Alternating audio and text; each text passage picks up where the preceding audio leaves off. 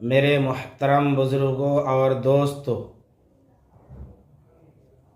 मौजूदा दौर में हमारे लिए बहुत बड़ा एक अलमिया है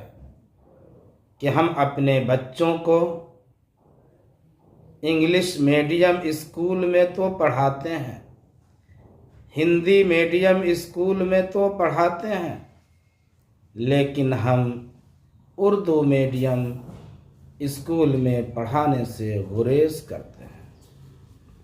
यहीं तक नहीं बल्कि दुनिया की तमाम किताबों में सबसे मुअज़्ज़ज़ किताब कुरान करीम है, उसको भी हम अपने बच्चों को पढ़ाने से गुरेज करते हैं। हमारा और आपका बच्चा स्कूल की किताब